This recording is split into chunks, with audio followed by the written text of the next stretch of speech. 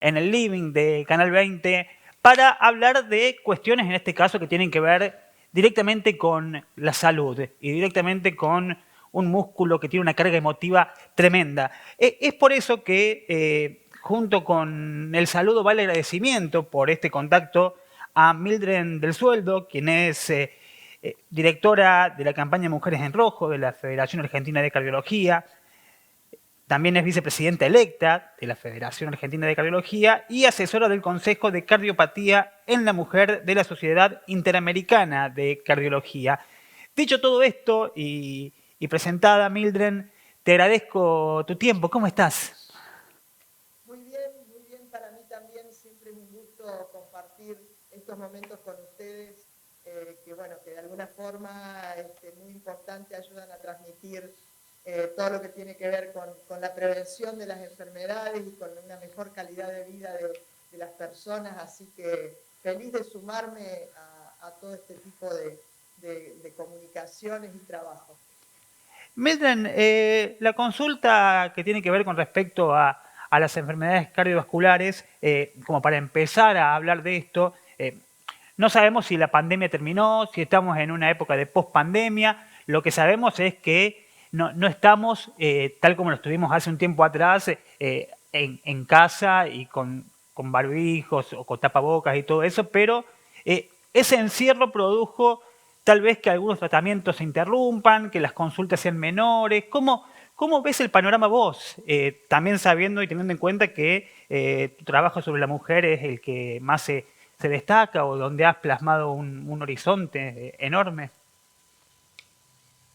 Bueno, mira, tal como dices, no sabemos cómo sigue el tema de COVID, porque esto se va viviendo día a día, es una historia que estamos escribiendo nosotros, no es una historia como otras enfermedades que de alguna manera han sido escritas por otras generaciones y nosotros ya teníamos toda la historia completa, digamos, cómo fue el nacimiento del germen, bacteria, virus que produjo la enfermedad, cómo fue la enfermedad en sí misma y después cómo se logró combatir.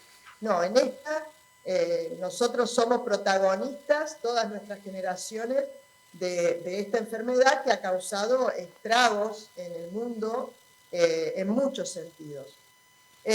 ¿Cómo va a seguir la parte digamos, del avance de la enfermedad? Bueno, lo estamos viviendo día a día, con picos de infecciones que aumentan, los casos de infectaciones después bajan.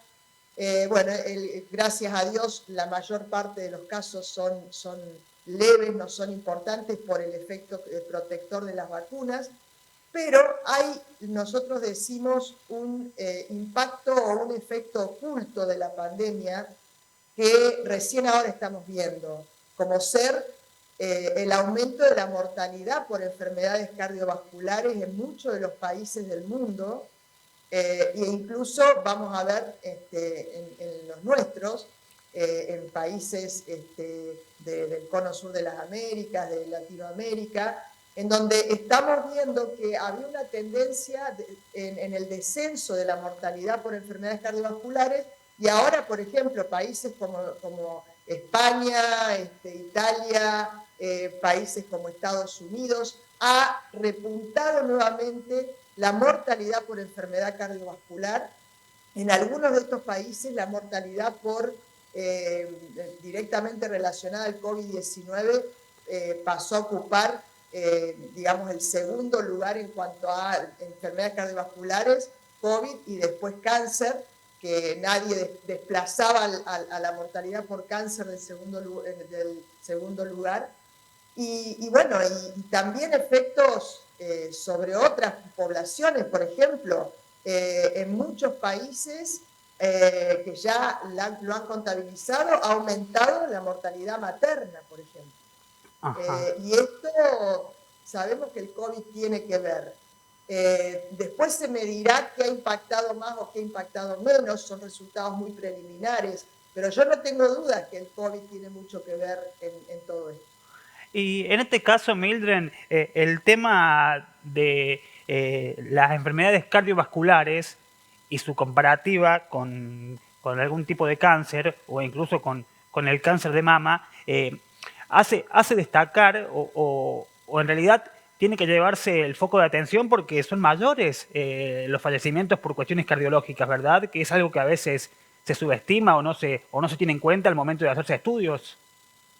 Así es, así es. La mortalidad por enfermedad cardiovascular es mucho más alta, más o menos una de cada 3 mujeres muere por enfermedad cardiovascular comparada con una de cada 7 por cáncer, es decir, que es mucho más. Entre el 30 y el 35% de las muertes cardiovasculares en el mundo, de las muertes de mujeres en el mundo son por causa cardiovascular. El cáncer está bastante más abajo.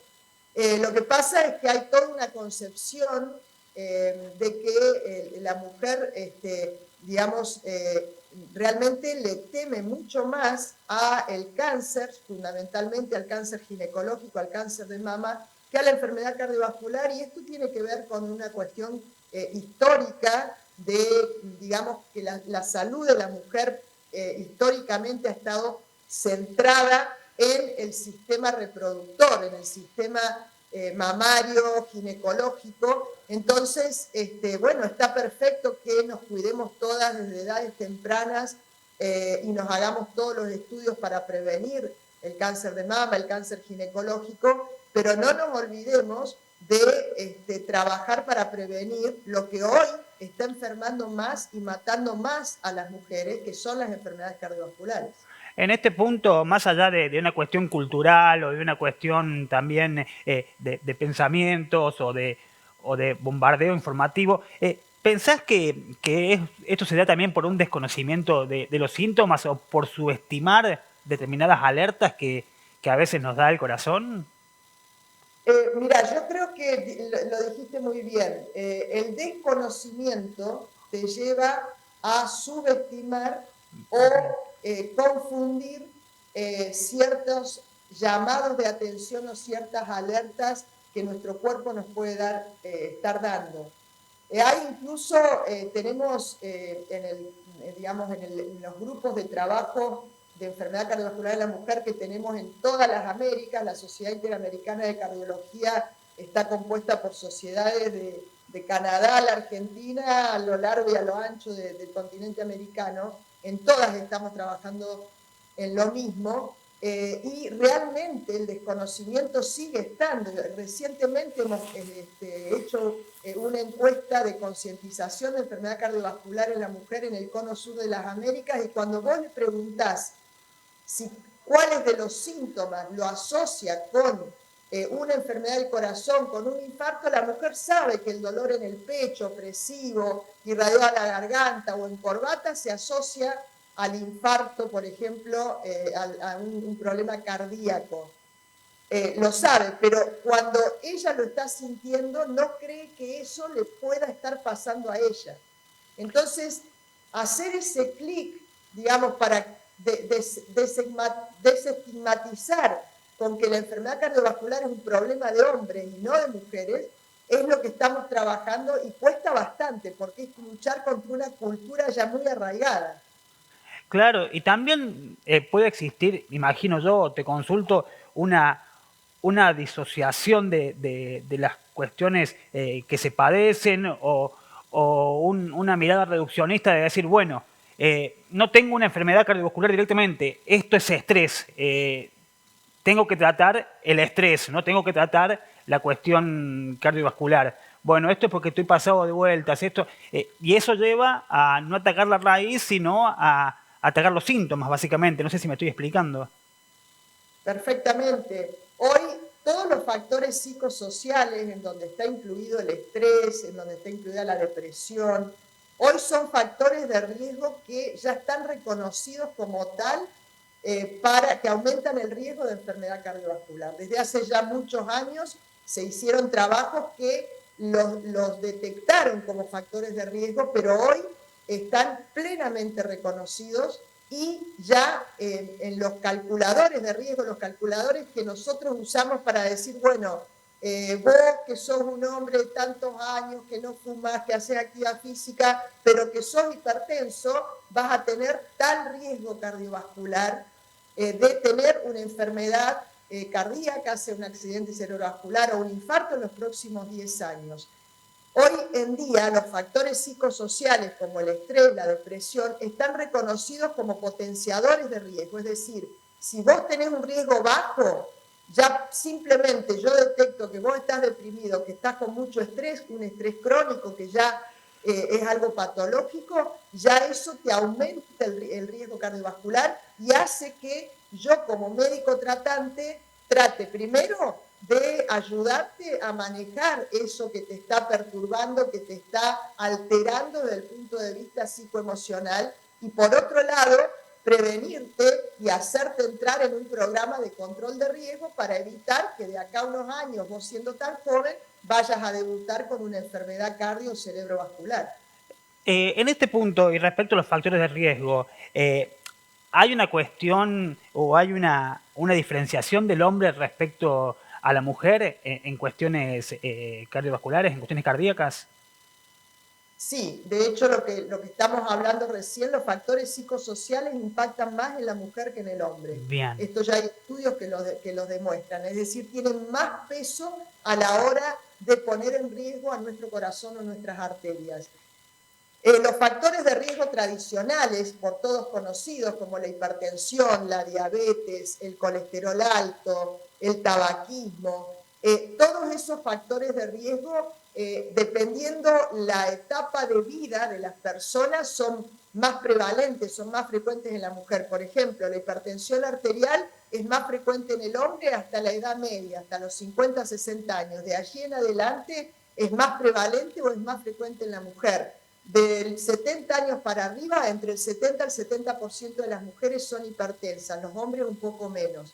El riesgo que produce, por ejemplo, la hipertensión es mayor en la mujer que en el hombre, sobre todo después de la menopausia. La diabetes, en orden de frecuencia, no hay diferencia de frecuencia de enfermedad, de prevalencia, pero aumenta más el riesgo de enfermedad cardiovascular en la mujer que en el hombre. El tabaco, es más frecuente encontrarnos con hombres fumadoras que mujeres fumadoras, pese que ahora las últimas estadísticas están dando que en mujeres de menos de 30, en personas de menos de 30 años está fumando más la mujer que en el hombre. Bueno, justamente en las mujeres jóvenes que fuman es donde más impacta el riesgo, y el riesgo de tener un infarto es de 4 a 7 veces más en la mujer que en el hombre que fuma a edades jóvenes. Y así con cada factor de riesgo hay diferencias, tanto en la prevalencia o en la frecuencia con que ese factor se da en el hombre o en la mujer, y en el impacto en el riesgo. Bien. Las dos últimas, Mildred. La primera es consultarte respecto a tu tarea diaria, a lo que vivís, tanto en el consultorio como en las diferentes presentaciones que haces, que es con respecto a los mitos o a las falsas creencias. Dentro del panorama cardiológico, dentro de lo cardiovascular, entre casa, nosotros, a nivel sociedad hablo y de nosotros me pongo en el lugar de los pacientes. ¿Cuáles son las falsas creencias que tenemos nosotros respecto a nuestro organismo? ¿Cuáles son las creencias que nosotros, nadie nos dijo nunca, o la escuchamos y la repetimos, y con las que ustedes tienen que luchar o la tienen como desafío cada vez que se encuentran con algún caso particular? Bueno, una es la que venimos hablando, ¿no? Que la Sí. enfermedad cardiovascular es cosa de hombres, que las mujeres estamos protegidas contra las enfermedades cardiovasculares, que nos vamos a enfermar vamos a hacer infarto o accidente cerebrovascular a edades muy avanzadas. Eso no es verdad, eso se ha demostrado que no es real. Después hay muchos mitos relacionados con factores de riesgo particulares, como por ejemplo que tengo presión alta nerviosa o hipertensión nerviosa. Eso no es así, no es hipertenso el que quiere, sino el que puede, digamos. Yo tengo que tener una predisposición o una cuestión que muchas veces tiene que ver con la genética, con algo, una predisposición hereditaria, o también tiene que ver con alguna causa secundaria que me está provocando esa hipertensión.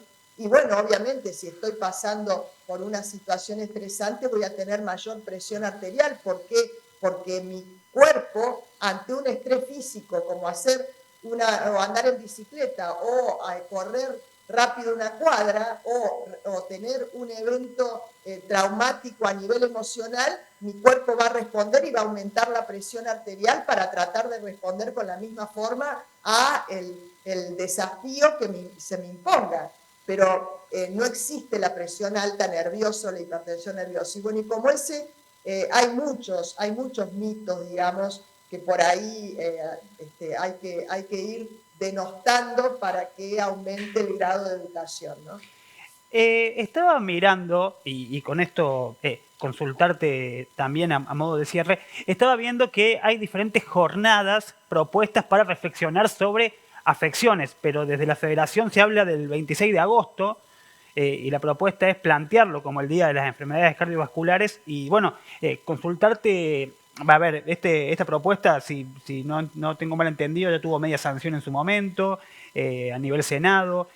¿Por qué es importante hablar de las enfermedades y no directamente del corazón en este punto, Mildred? En realidad, es el Día Nacional de la Prevención de Enfermedades Cardiovasculares. Bien.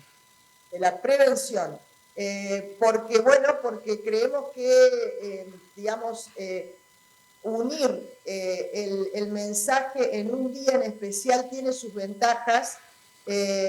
Vos viste que cuando es el día del cáncer de mama, yo, por ejemplo, desde años, desde la época de que era más joven con mi mamá, siempre en octubre nos hacíamos la mamografía, nos hacíamos el control ginecológico. Digamos, se ha visto por muchas campañas realizadas que tener un día para enfatizar todo lo que tenga que ver con la prevención, eso ayuda a educar y a concientizar a las personas. Venimos trabajando en el tema de la ley desde hace bastantes años, no hemos logrado todavía que se sancione, porque cuando se sancionó en diputados con aprobación completa y cuando estaba en el Senado justo vino el tema de la pandemia, pero ahora el martes próximo, creo que es 2 de agosto, tenemos una reunión en el Senado por este tema, vamos las dos sociedades de cardiología conjunta, la Federación Argentina de Cardiología y la Sociedad Argentina de Cardiología, a plantear en el Senado para que realmente se eleve el proyecto de ley y logremos tener este Día Nacional de Prevención de Enfermedades Cardiovasculares en la mujer. La verdad que en cada charla, que en cada ida y vuelta surgen un montón de disparadores, pero no, el tiempo es corto para toda esta temática y tampoco queremos abusar de tu generosidad, Mildred. Agradecerte tu tiempo también para charlar con nosotros.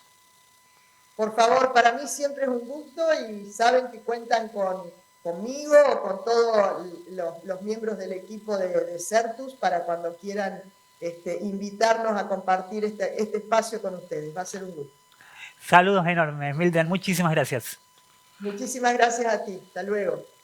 Mildred del Sueldo con nosotros aquí en el Living, esta cuestión del Living virtual de Canal 20. Y nosotros continuamos de esta manera.